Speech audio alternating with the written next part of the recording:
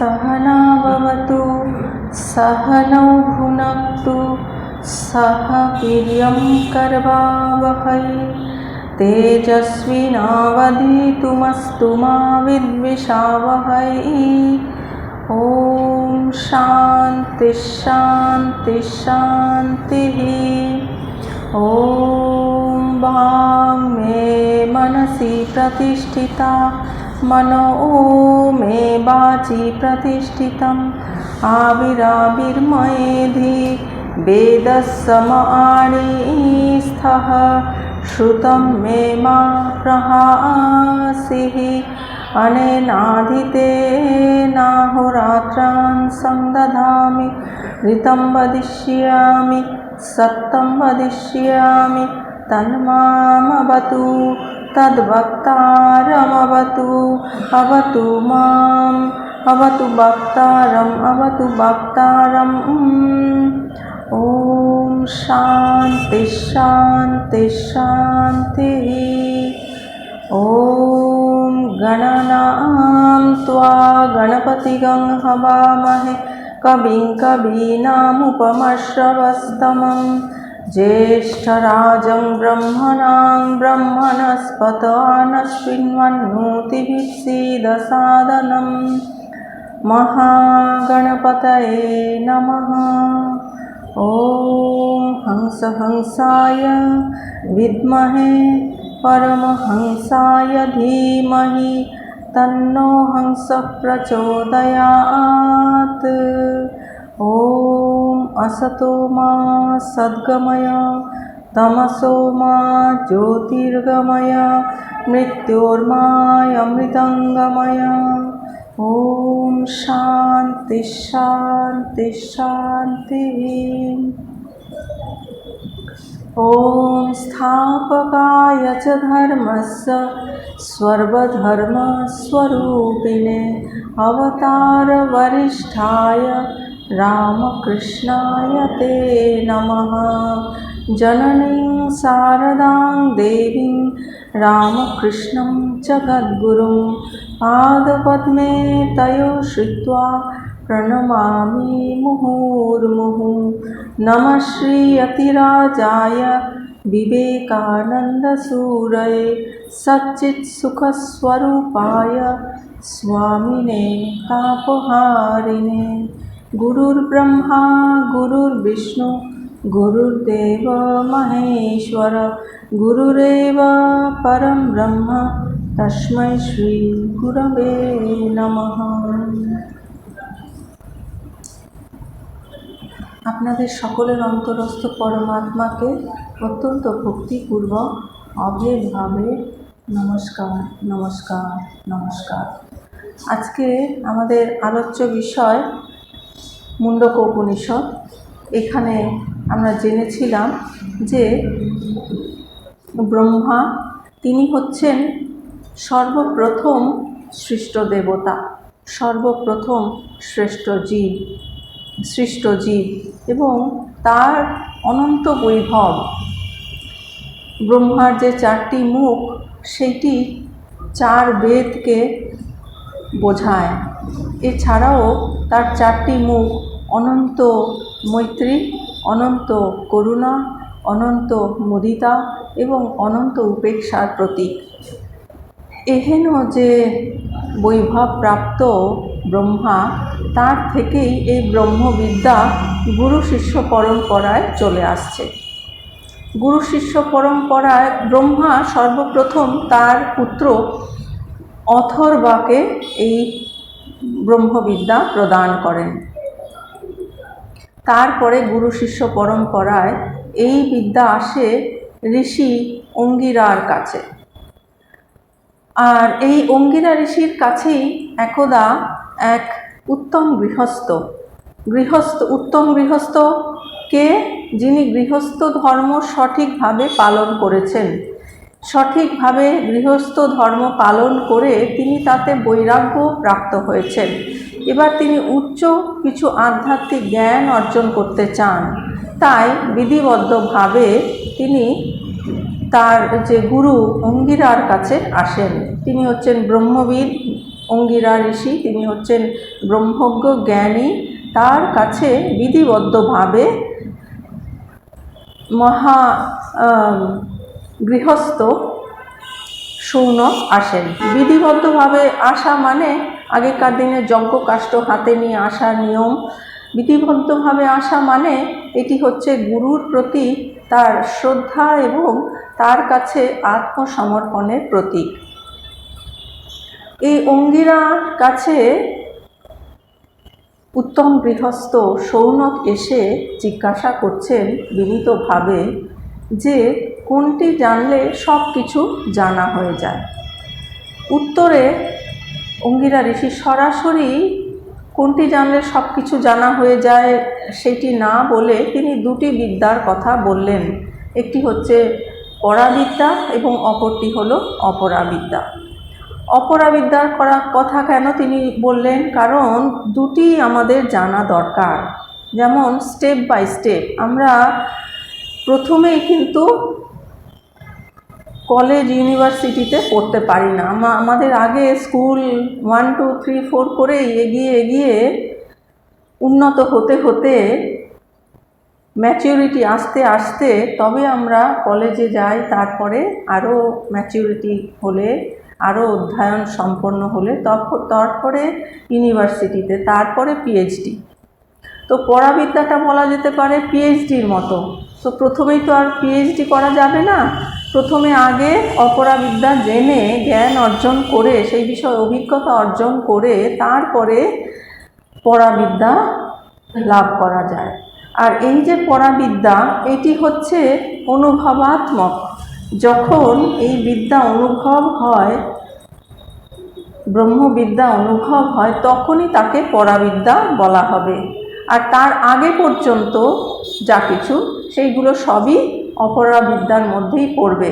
জাগতিক বিষয়ে যে সমস্ত বিদ্যা সেইগুলোকে বলা হবে কর্ম বিষয়ক অপরাবিদ্যা। আর ব্রহ্ম বিষয়ক যে সমস্ত বিদ্যা, যেমন আমরা এই যে উপনিষদ পাঠ করছি, বেদ উপনিষদ, এইগুলো হচ্ছে ব্রহ্ম বিষয়ক অপরাবিদ্যা। তাহলে এই যে বেদ উপনিষদ এই সমস্ত কিছুও কিন্তু পরাবিদ্যার মধ্যে পড়ছে না, অপরাবিদ্যার মধ্যে পড়ছে, ব্রহ্ম বিষয়ক অপরাবিদ্যার মধ্যে পড়ছে। তাহলে আমাদের মনে হতে পারে যে এই এটাও অপরাবিদ্যার মধ্যে, তাহলে আমাদের সেই দিকে আগ্রহ যদি না হয়, তাই জন্য কিন্তু ওগুলো হচ্ছে আমাদের পরাবিদ্যা লাভের সাহায্যকারী। পরাবিদ্যা অর্থাৎ অনুভবাত্মক বিদ্যা হবার আগে আমরা সেই বিষয়ে যে জানার প্রয়োজন, সেই জানাটা আমাদের সেই ব্রহ্ম বিষয়ক যে অপরাবিদ্যা সেখান থেকেই লাভ করতে পারি। আর সেইটি জানা কিন্তু অত্যন্ত জরুরি। তাহলে প্রথমে অঙ্গিরা ঋষি অপরাবিদ্যা বিষয়ে বললেন যে 4টি বেদ, ঋক, সাম, যজু, অথর্ব। তারপরে বেদাঙ্গ, বেদাঙ্গের মধ্যে যে 6টি রয়েছে, শিক্ষা, কল্প, ব্যাকরণ, নিরুক্ত, ছন্দ, জ্যোতিষ, এই 6টি হচ্ছে বেদাঙ্গের মধ্যে পড়ছে। এইগুলো সব বলার পরে এইবারে তিনি অপরাবিদ্যা, ব্রহ্ম বিষয়ক অপরাবিদ্যার কথা বলছেন। কারণ সেইটি আমাদের জীবনে অত্যন্ত প্রয়োজন, কারণ সেইটিই কিন্তু আমাদের দিতে পারে ব্রহ্ম বিষয়ক পরাবিদ্যা। কারণ যে আত্মাকে জানে সেই কিন্তু সমস্ত শোকে পারে যেতে পারে, সমস্ত শোক সে অতিক্রম করতে পারে, সমস্ত দুঃখ, সমস্ত সমস্যা সে অতিক্রম করতে পারে। ছান্দোগ্য উপনিষদে রয়েছে যে তরতি শোকম আত্মবিদ। যিনি আত্মবিদ, আত্মাকে যিনি জেনেছেন, শুধু শব্দগত ভাবে নয়, অনুভবে যিনি জেনেছেন, যিনি বোধ করেছেন ঠাকুর শ্রীরামকৃষ্ণদেবের কথায়, তিনি সমস্ত শোক অতিক্রম করতে পারেন। সেই জন্যে আমাদের আত্মবিদ্যার জানবার, তাকে অনুভব করার অত্যন্ত প্রয়োজন। এখন এই আত্মবিদ্যা আর আত্মা কীরকম, সেইটি সরাসরি 6 নম্বর মন্ত্রে বলছেন। অপরাবিদ্যা কর্ম বিষয়ক এবং ব্রহ্ম বিষয়ক অপরাবিদ্যা বলার পরেই এইবারে পরা বিষয়ক যে বিদ্যা সেইটি অনুভবের জন্য সেই বিষয়ে সরাসরি বলছেন। সেটি কীরকম? यत्तद् अदृश्यमग्राह्यमगोत्रमवर्णम् अचक्षुस्तो श्रोत्रं तदपाणिपादं नित्यं विभुं सर्वगतं सुसूक्ष्मं तदव्ययं यद्भूतयोनिं परिपश्यन्ति धीराः। यत्तद् अदृश्यमग्राह्यमगोत्रमवर्णम् अचक्षुश्रोत्रं तदपाणिपादं नित्यं विभुं सर्वगतं सुसूक्ष्मं तदव्ययं यद्भूतयोनिं परिपश्यन्ति धीराः। যে অনুভবের পরে সেই যে যত্তদ অর্থাৎ সেই যিনি যে ব্রহ্ম তিনি কীরকম সেইটি এখানে বলছেন। এখন বলবার দুরকম উপায় আছে, একটি হচ্ছে বিধি মুখে বলা, আরেকটি হচ্ছে নিষেধ মুখে বলা। বিধি মুখে কোনগুলো? আমরা জানি যে ব্রহ্ম কীরকম, আমরা জানি তিনি সচ্চিৎ আনন্দ স্বরূপ। তিনি কীরকম? সত্যম জ্ঞানমনন্তম ব্রহ্ম। তিনি হচ্ছেন সত্যস্বরূপ, জ্ঞানস্বরূপ, অনন্তস্বরূপ ব্রহ্ম। এইগুলো হচ্ছে তিনি কীরকম, অর্থাৎ এগুলো হচ্ছে সব বিধি মুখে বলা হচ্ছে। আর তিনি কোনগুলো নন সেইগুলোই এখানে বেশি বলা হচ্ছে। যত্তৎ সেই যিনি অদৃশ্যম অর্থাৎ যাকে দেখা যায় না, অর্থাৎ আমাদের যে জ্ঞানেন্দ্রিয়, পঞ্চ জ্ঞানেন্দ্রিয় চক্ষু কর্ণ ত্বক জিহ্বা নাসিকা, এই পঞ্চ জ্ঞানেন্দ্রিয়ের দ্বারা তাকে ধরা যায় না। তিনি এই জ্ঞানেন্দ্রিয়ের বিষয় নন। জ্ঞানেন্দ্রিয় তাকে বিষয় করতে পারে না। অদৃশ্যম অগ্রাহ্যম অর্থাৎ গ্রাহ্য। তিনি পঞ্চ যে আমাদের কর্মেন্দ্রিয় রয়েছে কি কি সেগুলো? বাক পানি পাদ উপস্থ পায়ু, এই যে পঞ্চ কর্মেন্দ্রিয় এর দ্বারা তাকে ধরা যায় না। অগ্রাহ্যম অর্থাৎ এই সমস্ত পঞ্চ কর্মেন্দ্রিয়েরও তিনি বিষয় নন। অগোত্রম অর্থাৎ তার কোনো গোত্র নেই, তিনি অনাদি অনন্ত অজাত সম্ভূত।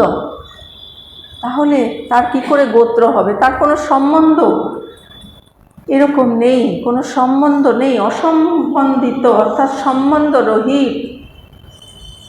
অগোত্রম অবর্ণম যার কোনো বর্ণ নেই, অর্থাৎ তিনি কীরকম? তার কোনো আকার নেই, তিনি নিরাকার, নির্গুণ নিরাকার ব্রহ্ম। অচক্ষু শ্রোত্রম যার কোনো চক্ষু নেই। স্তোত্রম অর্থাৎ যেটি হচ্ছে কর্ণ যেটি শ্রবণেন্দ্রিয় তাকে বলা হয় স্তোত্রম। সেই অচক্ষু শ্রোত্রম অর্থাৎ তার চক্ষু এবং কর্ণ নেই, অর্থাৎ চক্ষু কর্ণহীন। অপানি পাদম অর্থাৎ যার হস্তপদাদি নেই, হাত, পানি মানে হাত, আর পাদম অর্থাৎ পা, যার হাত পা নেই, হস্তপদবিহীন। নিত্যম তিনি হচ্ছেন অবিনাশী, সর্বদাই আছেন। আর বিভুম তিনি হচ্ছেন বিবিধ প্রাণী রূপে বিবিধাকার, তিনি হচ্ছেন সেই অনন্ত। সর্বগতম তিনি হচ্ছেন সর্বব্যাপী।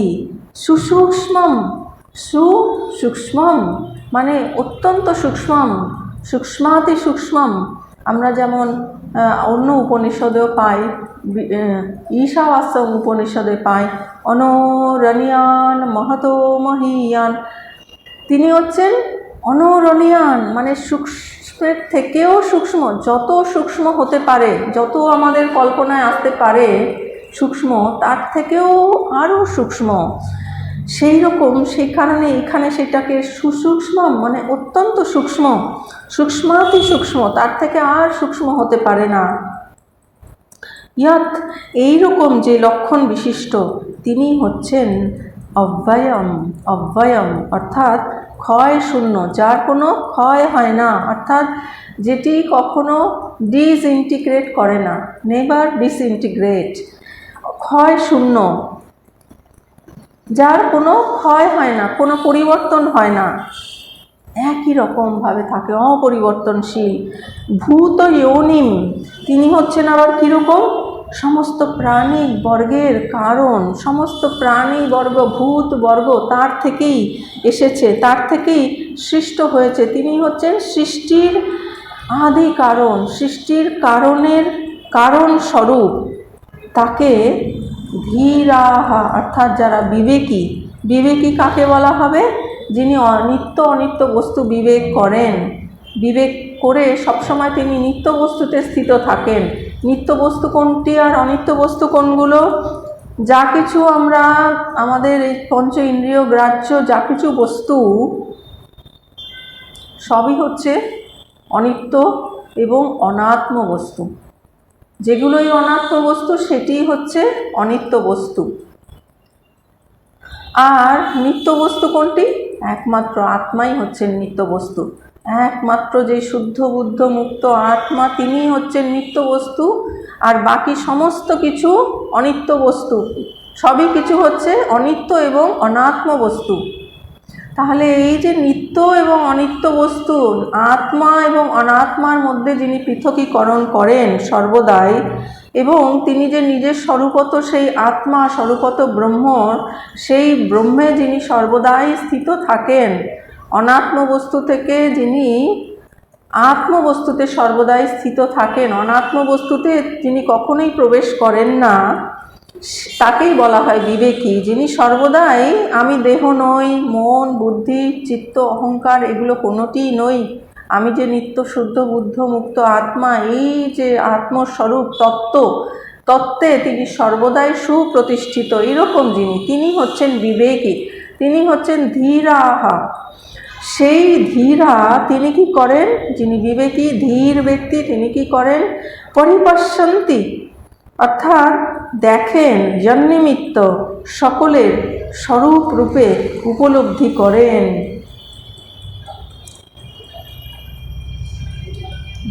যেটি তিনি উপলব্ধি করেন সেইটি হচ্ছে পরাবিদ্যা, অর্থাৎ উপলব্ধ যেটি সেইটি কিন্তু আমাদের নিজস্ব, তাই না?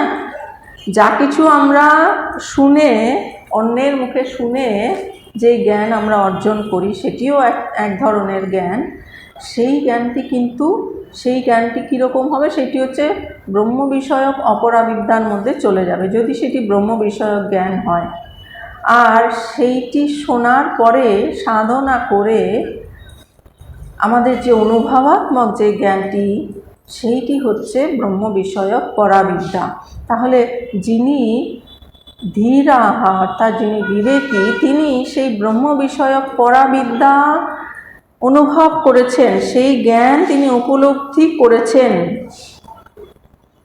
তিনি কি করেন, যিনি ধীরা তিনি সর্ব অবস্থায় সর্বকালে সেই সকলের মধ্যে সেই যে পরম তত্ত্ব, যে আত্মতত্ত্ব ব্রহ্মতত্ত্ব তাকে উপলব্ধি করেন, সর্ব অবস্থায় সর্বকালে সব সময় উপলব্ধি করেন। এই হচ্ছে এই মন্ত্রের অর্থ। এই মন্ত্র কিন্তু খুব গুরুত্বপূর্ণ, এটি কিন্তু অত্যন্ত ধ্যানের বিষয়। এই মন্ত্র ধ্যানের দ্বারা কিন্তু আমরা অনেক দূর অগ্রসর হতে পারি, আমরা ব্রহ্ম বিষয়ে একটা উপলব্ধির কাছাকাছি উপলব্ধিও আমাদের হয়ে যেতে পারে। 6 নম্বর মন্ত্র, 6 নম্বর, এটি হচ্ছে মুন্ডক উপনিষদের প্রথম যে অধ্যায় তার 6 নম্বর মন্ত্র। আর এই যে মন্ত্র, এটি খুবই সুন্দর, আমাদের আজকে এটি ধ্যানের বিষয় হবে। এই মন্ত্রের ভগবান শঙ্করাচার্য যে ব্যাখ্যা রচনা করেছেন, যে ভাষ্য লিখেছেন, তার যে বঙ্গানুবাদ, বাংলায় অনুবাদ, সেটি আমরা জেনে নেব। তিনি কি বলছেন, যে কর্ম প্রতিপাদক বিধি বিষয়ক বাক্যেতে যেরূপ বাক্যের অর্থ অববোধের পর কর্তা প্রভৃতি অনেক কারকের সমন্বয়ের মাধ্যমে সময়ান্তরে অনুষ্ঠেয় অগ্নিহোত্রাদিরূপ আরও বিষয় অপেক্ষিত থাকে। অর্থাৎ এই যে কোনো কর্ম বিষয়ে অনেকগুলো কর্ম কিন্তু অনেকগুলো বিষয়ের ওপর নির্ভর করে, যেমন স্থান, কাল, যিনি কর্তা মানে যিনি ওই কর্মটি করবেন, যদি যজ্ঞ করেন অগ্নিহোত্রাদি যজ্ঞ যিনি করবেন, তারপরে অন্যান্য বস্তু, এই সমস্তগুলো সব সমন্বয়, এই সমস্ত কিছু অনেক কিছুর ওপর নির্ভর করে। অনেক কিছু সমন্বয়ের মাধ্যমে একটি যজ্ঞ সম্পাদিত হয়। সেই জন্য বলছেন যে এটা নির্ভর করে অনেক কারকের সমন্বয়ের মাধ্যমে। সেইরূপ কিছু কিন্তু এই ব্রহ্মবিদ্যা বিষয়ক বাক্যেতে থাকে না। কর্ম বিষয় মানেই কিন্তু অনেক জিনিস সেখানে ইনভলভ রয়েছে, অনেক সংযোগের অপেক্ষা রয়েছে। যেমন আপনি এখানে এলেন, এই আশারূপ কর্মে কতগুলো সংযোগ দরকার হলো। আপনার শরীর সুস্থ ছিল, তারপরে মনে আপনার ইচ্ছা ছিল, আপনার শাস্ত্র শ্রবণে আগ্রহ আছে, আপনি যাবেন এটা মনে স্থির করেছেন, তারপরে আপনার বাড়িতে সমস্ত পরিস্থিতি অনুকূল আছে। ধরুন বাড়িতে যদি একটা কোনো অ্যাক্সিডেন্ট ঘটে যায়, তো তাহলে আসতে পারতেন না, তারপরে আসার জন্য আপনার গাড়ি আপনি ঠিক মতো পেয়েছেন, ঠিক সময়ে বেরিয়েছেন, ঠিক সময়ে গাড়ি আপনাকে এখানে পৌঁছে দিয়েছে, এইখানে কারেন্ট আছে, সেই জন্য আমরা আলোতে সব দেখতে পাচ্ছি, চেয়ার টেবিল সব বসার জায়গা সমস্ত কিছু, মাইক্রোফোন সব কিছু ঠিকঠাক আছে, বক্তা তিনিও সময়ে এসেছেন, এই সমস্ত কিছু সংযোগ, এই এতগুলো সংযোগ মিলে একটা কার্য হয়। তাই সমস্ত কিছু সংযোগ সব ঠিক মতো হয়েছে বলেই কিন্তু এটি আমরা শুনতে পাচ্ছি। অর্থাৎ এই শ্রবণ এবং প্রবচন রূপ যে কর্ম, এটি সম্পাদিত হতে পারছে এই এতগুলো সংযোগের সমন্বয়। সেই রকম কিন্তু যে ব্রহ্ম বিষয়ক যে বিদ্যা, সেখানে কিন্তু এত কিছুর অপেক্ষা থাকে না। পরন্তু বেদান্ত বাক্যের অর্থানুভবের সাথে সাথেই সাধন তত্ত্ব অর্থাৎ কর্ম বিষয়ক সবকিছুই সমাপ্ত হইয়া যায়। তাহলে অপরা বিদ্যার ক্ষেত্রে এত কিছু সংযোগের, যে কোনো কর্ম বিষয়ে কিন্তু এত কিছু সংযোগের প্রয়োজন হয়, কিন্তু ব্রহ্ম বিষয়ক যে বিদ্যা, সেইখানে কিন্তু এত কিছু প্রয়োজন হয় না। সেখানে কি বেদান্ত বাক্যের অর্থ অনুভব করলেই, অর্থাৎ অনুভবের সাথে সাথেই কি হয়, সাধ্য সাধন তত্ত্ব অর্থাৎ কর্ম বিষয়ক সব কিছুই সমাপ্ত হয়ে যায়। সেই অনুভব হলেই আপনার সব পাওয়া হয়ে গেল। যেমন শৌনকের প্রশ্ন ছিল, কি জানলে সব কিছু জানা হয়ে যায়, কি পেলে সব কিছু পাওয়া হয়ে যায়। সেই ব্রহ্মবিদ্যাকে অনুভব করলে, তাকে জানলে সব কিছু পাওয়া হয়ে যায়। আমাদের মহারাজ স্বামী ভূতেশানন্দজি মহারাজ উনি বলেছেন যে, our awareness to that supreme truth is the ultimate solution of all our problems.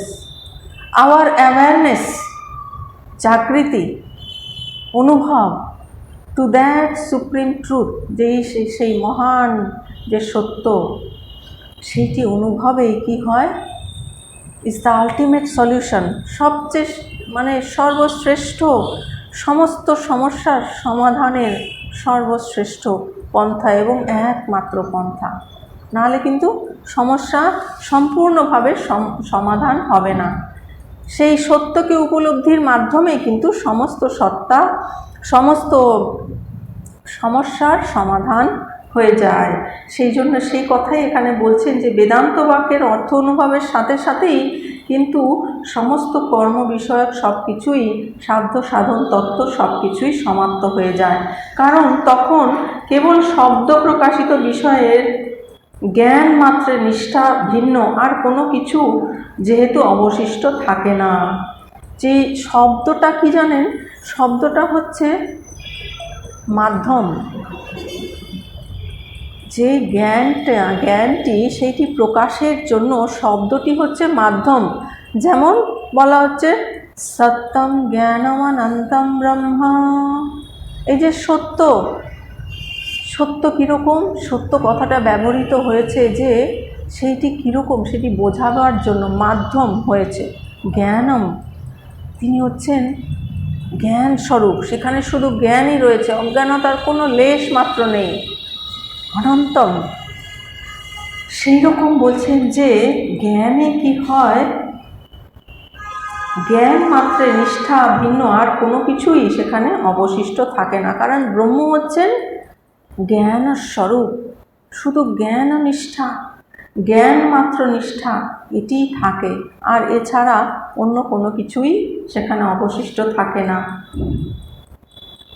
গীতাতেও ভগবান বলেছেন যে সর্বং কর্মাখিলম পার্থ জ্ঞানে পরিসমাপ্যতে। সমস্ত কিছুই, সমস্ত কর্মই জ্ঞানেই পরিসমাপ্তি হয়। যে জ্ঞান হচ্ছে আমাদের ultimate goal, ultimate solution of all our problems, ওটি হচ্ছে সর্বশ্রেষ্ঠ। সেইটি অনুভব করলে, সেই জ্ঞান স্বরূপ অনুভব করলে আর কিছু জানবার অবশিষ্ট থাকে না। এই জন্য অর্থাৎ কর্মজনিত সংসার নিবৃত্তির জন্য এই চতুর্থ মন্ত্রে যত্তৎ অদৃশ্যম, চতুর্থ নয়, এটি 6 নম্বর মন্ত্র, যত্তৎ অদৃশ্যম অগ্রাসম ইত্যাদি বিশেষণ বিশিষ্ট ব্রহ্মের মাধ্যমে পরাবিদ্যাকে বিশেষিত করছেন। তাহলে সেই ব্রহ্মকে অনুভবের মাধ্যমেই সেই জ্ঞান ও স্বরূপ, তাকে উপলব্ধির মাধ্যমে আর কিছু জানবার অবশিষ্ট থাকে না। সেই কারণে সেটি যেন আমরা সকলেই অনুভব করতে পারি, সেই কারণেই কি করছেন, সেই এই মন্ত্রে এই যত্তৎ অদৃশ্যম অগ্রাসম অগোত্রম অবর্ণম, এই মন্ত্র বিশেষণ বিশিষ্ট, ব্রহ্মের বিশেষণ বিশিষ্ট এই মন্ত্রের মাধ্যমে, এই ব্রহ্মের বিশেষণ বিশিষ্ট ব্রহ্মের মাধ্যমে পরাবিদ্যাকে যেন বিশেষিত করছেন, যাতে আমরা বুঝতে পারি, আমরা অনুভব করতে পারি। তার জন্য এই মন্ত্রে এত সুস্পষ্টভাবে যে ব্রহ্মের যে বিশেষণ সেইগুলো বলা হয়েছে। পরে যাহা বর্ণিত হইবে পূর্বেই তাহা প্রতিপাদিত বস্তুর ন্যায় বুদ্ধিস্থ করিয়া যত্তৎ এই পদদ্বয়ের স্মরণ করিতেছেন। যেটি আগে পরে যেটি বলা হবে সেটি আগেই বলে দিলেন। কারণ আগে আমাদের জানতে হবে যে আমাদের উদ্দেশ্যটা কি, আমাদের উচ্চ তত্ত্বটা কি, আদর্শটা কি, কোথায় আমাদের পৌঁছতে হবে, সেইটি তো আগে আমাদের জানতে হবে। সেই রকমই আমরা দেখতে পাই যে শ্রেষ্ঠ শ্রেষ্ঠ যে সমস্ত ধর্মগ্রন্থ, যে অধ্যাত্ম গ্রন্থ, যেমন শ্রীমদ্ ভগবদ্ গীতা, সেখানেও কিন্তু ভগবান দ্বিতীয় অধ্যায়ে সর্বপ্রথমে সেই আত্মতত্ত্ব, যে শ্রেষ্ঠ সবচেয়ে উচ্চ তত্ত্ব, সেই কথা বলেছে। আবার আমরা দেখতে পাই পাতঞ্জল যোগ দর্শনে প্রথমেই সমাধিপাদে একদম কোনটি আমাদের উদ্দেশ্য, কোথায় আমাদের পৌঁছতে হবে, তদা দ্রষ্টুস্বরূপে অবস্থানম যোগশ্চিত্তবৃত্তি নিরোধঃ।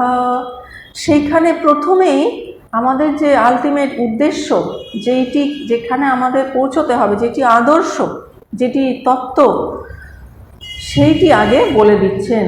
তারপরে এবারে ধীরে ধীরে সেইখানে আমরা কিভাবে পৌঁছবো সেই প্রসেস ব্যাখ্যা করছেন।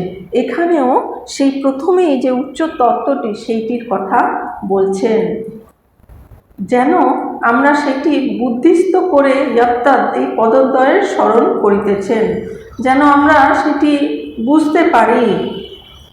ব্রহ্ম অদৃশ্য অর্থাৎ অদৃশ্য, অর্থাৎ সকল জ্ঞানেন্দ্রিয়ের অবিষয়, কেননা যেহেতু বহির্জগতের উৎপন্ন জ্ঞান পঞ্চ জ্ঞানেন্দ্রিয়ের মাধ্যমে সম্পন্ন হইয়া থাকে। এই যা কিছু আমাদের অনুভব হয় এই জগতের সমস্ত কিছুই কিন্তু এই আমাদের পঞ্চ জ্ঞানেন্দ্রিয়ের অনুভবাত্মক জ্ঞান, কিন্তু এই ধরনের অনুভবাত্মক জ্ঞান কিন্তু ব্রহ্ম নন। তিনি এই সমস্ত জ্ঞানেন্দ্রিয়ের বিষয় নন, তিনি এই জ্ঞানেন্দ্রিয়ের পারে, তিনি হচ্ছেন অতীন্দ্রিয়, ইন্দ্রিয়াতীত জ্ঞান। সেই জন্য প্রথমেই আমাদের কাছে পরিষ্কার করে দিচ্ছেন যে তিনি কিন্তু এই সমস্ত জ্ঞানেন্দ্রিয়ের বিষয় নয়। আর অগ্রাহ্য অর্থাৎ তিনি কর্মেন্দ্রিয়ের অবিষয়, আমাদের যে পঞ্চকর্মেন্দ্রিয় তারও তিনি অবিষয়, এবং অগোত্র, গোত্র, অন্বয় বা মূল ইত্যাদি সমার্থক বলিয়া অগোত্রম অর্থাৎ অনন্বয়ে, অসম্বন্ধ। অর্থাৎ গোত্রটা কি, যে আমার বংশ পরম্পরাটা কি, গোত্র থেকে ওইটি জানা যায় যে ভরদ্বাজ গোত্র, তাই না, যে অমুক বংশের উনি, এইরকমভাবে বোঝায়। দ্বিবেদী, ত্রিবেদী, চতুর্বেদী, এই যে কোন বংশ পরম্পরায় সেটি বোঝাবার জন্য হচ্ছে গোত্র, কোন গোত্র, নাম, গোত্র ইত্যাদি। কিন্তু ব্রহ্ম কিন্তু সেই রকম নন, কারণ তার কোনো মূলই নেই। তিনি হচ্ছেন অনাদি অনন্ত, তার কোনো মূল খুঁজে পাওয়া যাবে না। তাহলে সেই জন্য তিনি হচ্ছেন অসম্বন্ধ। গোত্র মানে একটা সম্বন্ধ হলো, যে ওই অমুক গোত্র ভরদ্বাজ গোত্র, তার মানে ওই সম্বন্ধীয়, সেই রকম কিন্তু তার কোনো সম্বন্ধ নেই, তিনি অসম্বন্ধ। কেননা ব্রহ্মের কোনো মূলই নাই, যাহার সহিত উহা উন্নীত হইবে, তার কোনো মূলই নেই, তার কোনো অরিজিনই নেই, তিনি হচ্ছেন অনাদি অনন্ত। সুতরাং তার কিভাবে অন্বয় হবে? যাহার বর্ণনা করা যায় সেই স্থূলত্বাদি বা শুক্লত্বাদি রূপ বস্তুর বিভিন্ন ধর্মসমূহ বর্ণসঙ্গ, যেগুলো বর্ণনা করা যায়, অর্থাৎ যেগুলো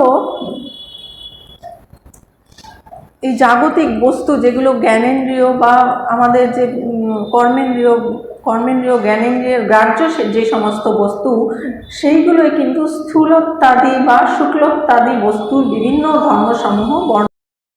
সেইগুলোই কোনটি স্থূল, কোনটি সূক্ষ্ম, কোনটি শুক্ল, কোনটি কৃষ্ণ, কোনটি কালো, কোনটি ফর্সা, কোনটি মোটা, কোনটি রোগা, এই সমস্তভাবে সেগুলোকে ব্যাখ্যা করা যায়। কিন্তু সেই বর্ণ সকল যাহার নাই তিনি অবর্ণ, অর্থাৎ আকৃতি বর্জিত, যার কোনো আকৃতি নেই, যিনি হচ্ছে নিরাকার, নির্গুণ, তাকে কিভাবে কোনটা মোটা, রোগা, ফর্সা, শুক্ল, কৃষ্ণ এইভাবে কিভাবে বলা যাবে?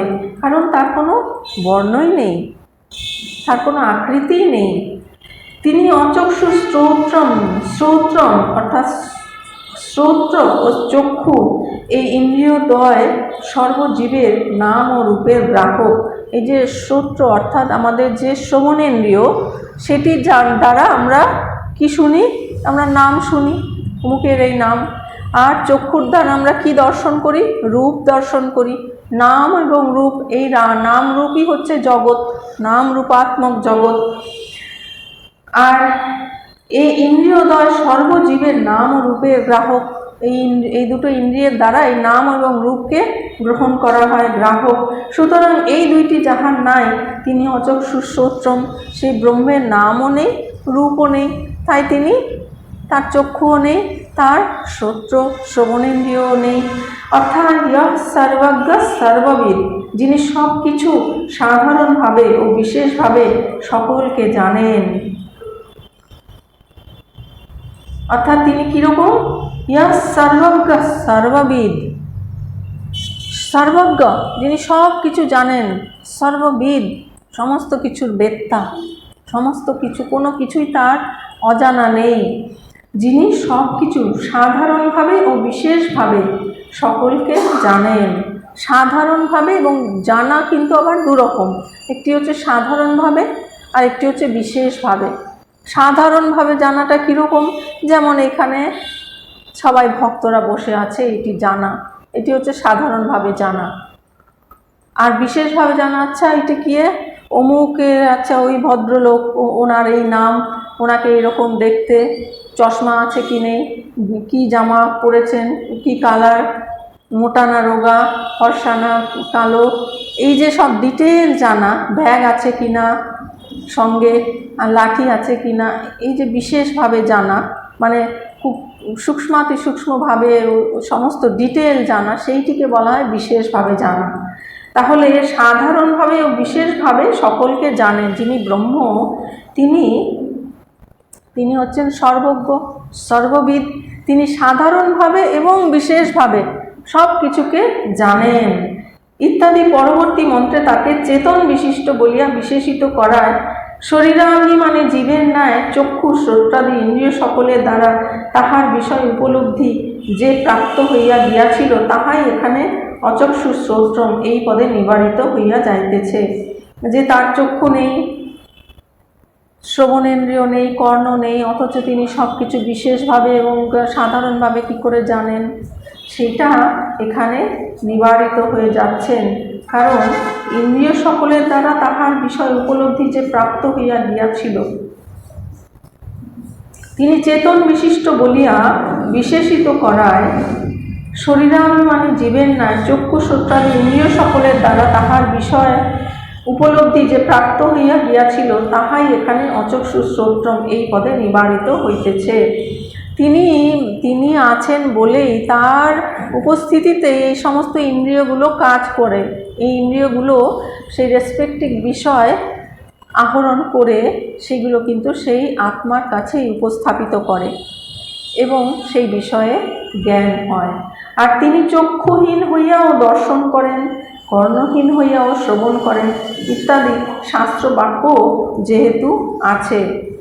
গীতাতেও ভগবান বলেছেন যে তিনি হচ্ছেন কীরকম, সর্বতঃ পাণিপাদং তৎ সর্বতঃ শিশিরো মুখম সর্বতঃ শ্রুতিমান লোকে সর্বম আবৃত্য তিষ্ঠতি। তার সর্বদিকে হস্ত, পদ ও চক্ষু, মস্তক, মুখ ও কান, কারণ তিনি সমগ্র জগৎকে ব্যক্ত করে বিরাজিত আছেন। তাহলে এটা আপাত দৃষ্টিতে মনে হতে পারে কন্ট্রাডিক্টরি। এখানে বলছে তিনি অচক্ষু অশ্রোত্রম অবর্ণম, আর এখানে বলছেন সর্বদঃ পাণিপাদং তৎ সর্বতঃ শিশিরোমুখম সর্বতঃ শ্রুতিমল্লোকে সর্বম আবৃত তিষ্ঠতি। তাহলে কিন্তু আসলে কোনো কন্ট্রাডিকশন না এখানে। যেমন ধরুন এখানে কিভাবে বলা হচ্ছে যে তিনি সমস্ত জগৎকে ব্যক্ত করে আছেন, অর্থাৎ তার সত্তাতেই সমস্ত জগৎ সত্তাবান হয়েছে। সেই জন্য ওই অর্থে বলা হচ্ছে যে সর্বদঃ পাণিপাদং তৎ সর্বতঃ শিশিরোমুখম। আর তিনি কীরকম আবার, যেমন আকাশ, বায়ু, অগ্নি, জল ও পৃথিবীর কারণ, তিনি আবার আকাশ, বায়ু, অগ্নি, জল, পৃথিবী এগুলোরও কারণ। এই কারণ হওয়ায় সেইগুলিকে পরিব্যাপ্ত করে আছেন। তেমনি পরমাত্মা সকলের কারণ স্বরূপ হওয়ায় সমস্ত চরাচর জগৎ পরিব্যাপ্ত করে আছেন।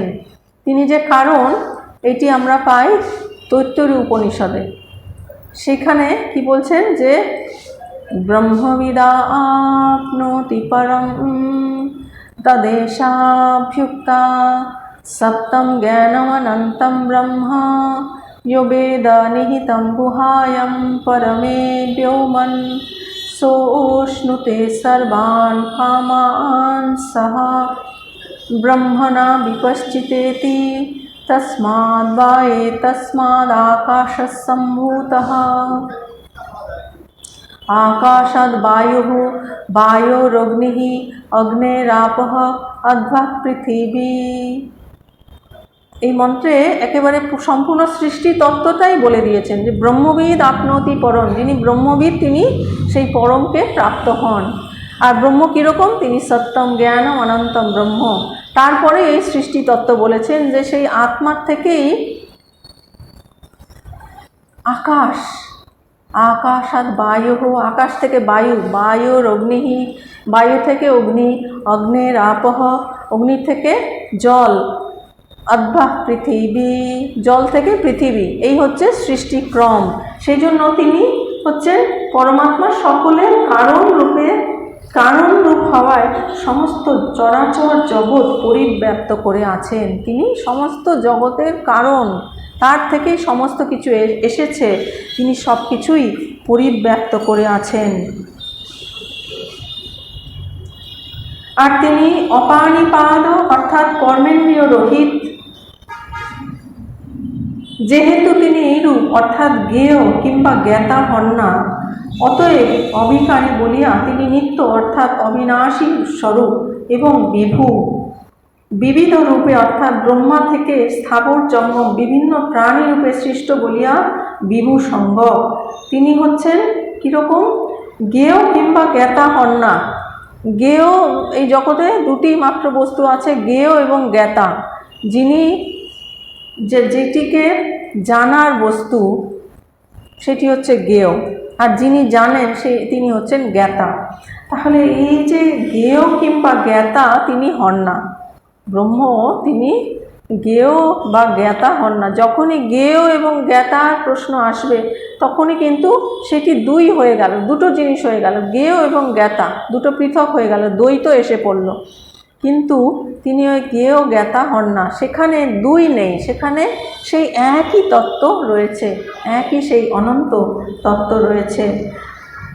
অতএব অবিকারী, তিনি অবিকারী বলে তিনি হচ্ছেন নিত্য, সর্বদাই রয়েছেন, অর্থাৎ অবিনাশী স্বরূপ, তার কখনো বিনাশ হয় না,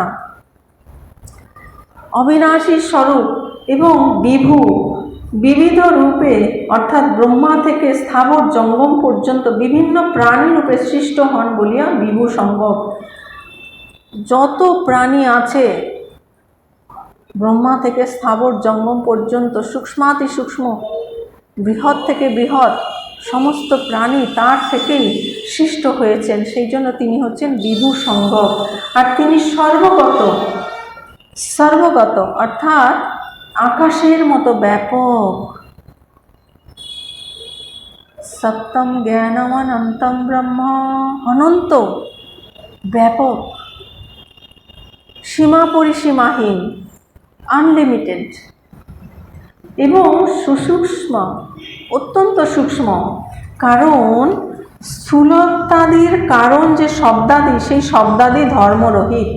স্থূল কখন হয়? কোন বস্তু, যেই বস্তুর মধ্যে যত বেশি সংমিশ্রণ থাকে সেইটি তত বেশি স্থূল হয়। আর এই ব্রহ্ম তিনি হচ্ছেন সমস্ত স্থূলতাদির কারণ যে শব্দাদি, সেই শব্দাদি ধর্মরহিত। এই শব্দ মানে শব্দস্পর্শ রূপ রস গন্ধ, যে পঞ্চ ইন্দ্রিয় গ্রাহ্য যে সমস্ত বিষয়গুলো, সেইগুলোর সেই সমস্ত ধর্মরহিত। সেই ধর্মরহিত বলেই তিনি এই পঞ্চ ইন্দ্রিয় গ্রাহ্য নন, এই ধর্মের উচ্চে, এই ধর্মের বাইরে। এই শব্দ প্রভৃতি গুণই আকাশ বায়ু প্রভৃতি ভূতের ক্রমশ এক হইতে অপরের অধিক স্থূলতার কারণ।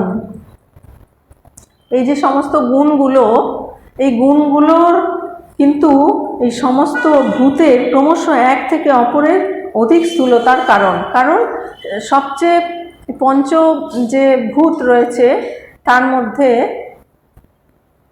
আকাশ হচ্ছে সবচেয়ে সূক্ষ্ম, আকাশের থেকে আরেকটু স্থূল হচ্ছে বায়ু, বায়ুর থেকে আরেকটু বেশি স্থূল হচ্ছে অগ্নি, অগ্নির থেকে আরও বেশি স্থূল হচ্ছে জল, আর সবচেয়ে স্থূল হচ্ছে পৃথিবী। তাহলে এই যে এই জিনিসগুলো যত একের থেকে অপরের অধিক স্থূলতার কারণ, সুতরাং সেই শব্দাদির অভাববশত ব্রহ্ম সুসূক্ষ্মম। এই সমস্ত কোনো কিছুই তার মধ্যে নেই, এই সমস্ত কিছুর সেখানে অভাব, সেগুলোর অ্যাবসেন্স। সেই জন্য ব্রহ্ম হচ্ছে সুসূক্ষ্মম, সবচেয়ে সূক্ষ্ম। এই সমস্তগুলি হচ্ছে গুণ, যদি আমরা অন্য ভাষায় বলি গুণ, প্রকৃতির 3 গুণ। যত গুণগুলো আসবে, গুণ মানে পরমাণু, অ্যাটম, যত সেইগুলো আসবে তত সেইটি ভারী হয়ে যাবে, তত বেশি সংস্কারাত্মক হয়ে যাবে। সুতরাং সেই সমস্ত কোনো কিছুই সেখানে নেই, তাই সেটি হচ্ছে সবচেয়ে সূক্ষ্ম। আর তিনি অব্যয়, কেননা উক্ত ধর্মবশত অর্থাৎ শব্দাদি রাহিত্য হেতু তাহার ক্ষয় নাই বলিয়া তিনি অব্যয়। তার কোনো ব্যয় হয় না, তার কোনো ক্ষয় হয় না, তার কোনো ডিসইন্টিগ্রেশন হয় না, সেই জন্য তিনি অব্যয়। কারণ নিরাবয়ব ব্রহ্মের পক্ষে শরীরের ক্ষয় হওয়ার ন্যায় স্বীয় অবয়ব হ্রাসরূপ ক্ষয় হওয়া সম্ভব হয় না। আমাদের এই যে শরীর, এই শরীরটা কিন্তু সবসময় পরিবর্তন হচ্ছে। ছোটবেলায় তখন বর্ধতে, তখন শরীরটা বৃদ্ধিপ্রাপ্ত হতে থাকে। প্রথমে জায়তে, প্রথমে জন্ম হয়, তারপরে বর্ধতে, তারপরে একটা স্থিতিকাল, তারপরে অপক্ষীয়তে ক্ষয় হতে থাকে। যখন ক্ষয় হতে থাকে তখন কি হয়, ওটি ছোট হতে থাকে। যে কোনো বস্তু যখন ক্ষয় হতে থাকে তার আকৃতিটা ছোট হতে থাকে, ওয়েট কম হতে থাকে। সেই রকম অবয়ব হ্রাসরূপ ক্ষয় হওয়া সম্ভব হয় না। আমাদের শরীরও কিন্তু ক্ষয়প্রাপ্ত হয়। যখন মধ্য বয়সের পরেই যখন বার্ধক্য আসে, মধ্য বয়সের পরে তারপরে হচ্ছে প্রৌঢ়ত্ব, সেই সময় থেকেই কিন্তু মধ্য বয়স থেকেই কিন্তু আস্তে আস্তে ক্ষয়প্রাপ্ত হতে থাকে, অপক্ষীয়তে ক্ষয়প্রাপ্ত হতে থাকে।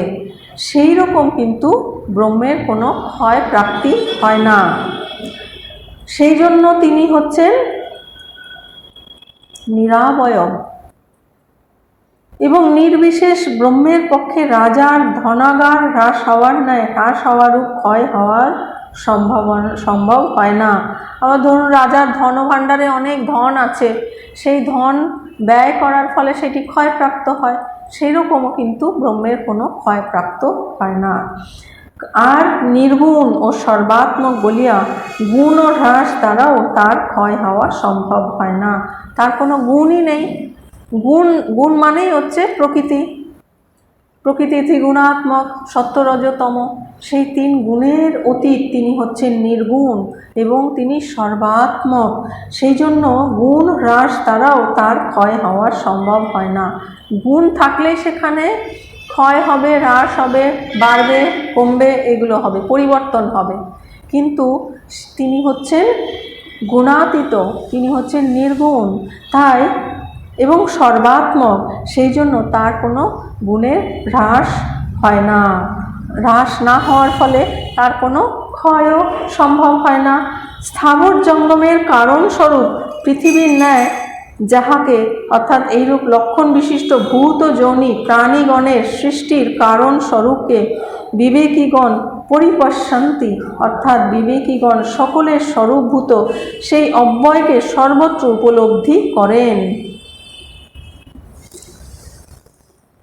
এই যে স্থাবর জঙ্গম যত পদার্থ আছে পৃথিবীতে, আমরা যা কিছু দেখতে পাই, এইগুলো হচ্ছে ভূত যোনি, যেখান থেকে এগুলো এসেছে, এগুলো হচ্ছে, এগুলোকে কি বলা হবে, কার্য। আর তার যে কারণ ভূত যোনিম, যেখান থেকে এই সমস্ত কিছু প্রাণীবর্গের সৃষ্টি হয়েছে, তার যে আদি কারণ, সেই কারণ স্বরূপকে বিবেকীরা দেখেন। অর্থাৎ তারা জ্ঞান ও দৃষ্টিতে সেই যে কারণ, তাকেই শুধু দেখেন। কার্য কিন্তু কারণের মধ্যেই সমাহিত আছে, কারণের মধ্যেই, কারণ থেকেই কার্য এসেছে। আর কার্য মানেই হলো পরিবর্তনশীল, সেটি ক্ষয়প্রাপ্ত হয়, সেটি বিনাশপ্রাপ্ত হয়। কিন্তু যারা বিবেকী, ধীর, অর্থাৎ জ্ঞানী, যারা জ্ঞানে প্রতিষ্ঠিত, যারা তত্ত্বদর্শী, যারা তত্ত্বকেই সর্বদা দেখেন, তারা সর্বদা কি দেখেন, সেই কারণ স্বরূপকে পরিপশ্যন্তি, অর্থাৎ বিবেকীগণ সকলের স্বরূপভূত সেই অব্যয়কে সর্বত্র উপলব্ধি করেন। শুধু দেখেন, শুধু এমনি দেখা নয়, তারা উপলব্ধি করেন যে এটি হচ্ছে কি, এইটি হচ্ছে ধরুন একটি দড়ি পড়ে রয়েছে, সেইটিকে আমরা কেউ মনে করছি সাপ, কেউ মনে করছি দড়ি, কেউ মনে করছি মালা, কেউ বা মনে করছি ফাটল ইত্যাদি, বা কেউ বা জলের ধারা বলে ভ্রম হচ্ছে, কারোর বা ভ্রম হচ্ছে জলের ধারা বলে। কিন্তু যিনি তত্ত্বদর্শী, যিনি যথার্থদর্শী, তিনি জানেন যে এটি ওই সমস্ত কোনোটাই নয়, এটি সর্পও নয়, জলের ধারাও নয়, মালাও নয়, ফাটলও নয়, এটি হচ্ছে দড়ি। তিনি সেই দড়িকেই সর্বদা দেখেন। সেই জন্য তিনি সেই তত্ত্ব উপলব্ধি অর্থাৎ অনুভূতির মাধ্যমে এইরূপ অবিনশ্বর ব্রহ্ম উপলব্ধ হন। সেই অনুভূতি হইতেছে পরাবিদ্যা। ইহাই সমগ্র মন্ত্রের বক্তব্য বিষয়। তার সেই অনুভব, তিনি সবসময় সেই ব্রহ্মকেই অনুভব করছেন, তিনি সেই সর্বদাই সেই সত্যকেই দর্শন করছেন, তাকেই অনুভব করছেন। সেইটি হচ্ছে পরাবিদ্যা। সেই অনুভবাত্মক বিদ্যাই হলো পরাবিদ্যা। আর এটি হচ্ছে এই মন্ত্রের বক্তব্য বিষয়। এই মন্ত্রের সময় হয়ে গেছে না আমাদের? আচ্ছা, এই মন্ত্রর একটু ভূতেশানন্দজি মহারাজের ব্যাখ্যা অত্যন্ত সুন্দর, সেটিও আমরা একটু জেনে নিচ্ছি। সেখানে তিনি বলছেন যে সেই অদৃশ্য, অগ্রাহ্য, অমূল, অরূপ, চক্ষুকর্ণবিহীন, হস্তপদবিহীন, অবিনাশী, ব্যাপক, সর্বত্র অনুষ্ঠিত, অত্যন্ত সূক্ষ্ম, অবিকারী তত্ত্ব তিনি হচ্ছেন সমস্ত জগতের সর্বপদার্থের উৎপত্তি স্থান। সেই তত্ত্বকে জ্ঞানী ব্যক্তিরা সর্বত্র দেখেন, সর্বত্রই সর্ব অবস্থাতেই দেখেন। শ্রুতি এখানে পশ্যন্তি না বলে বলেছেন পরিপশ্যন্তি, বিশেষ রূপে দেখা। সমন্তাৎ সর্বত্র, সর্বকালে সর্বস্থানে ভূতগণের উৎপত্তি স্থান যে পরম তত্ত্ব, সেই পরম তত্ত্বকে জ্ঞানীরা সর্বতোভাবে দেখেন। তদব্যয়ম ভূত যোনিম, যদ ভূত যোনিম, যিনি অবিকারী অক্ষয় তত্ত্ব, আবার তিনি সর্বভূত যোনি, সর্ব বস্তুর উৎপত্তি স্থান কারণ।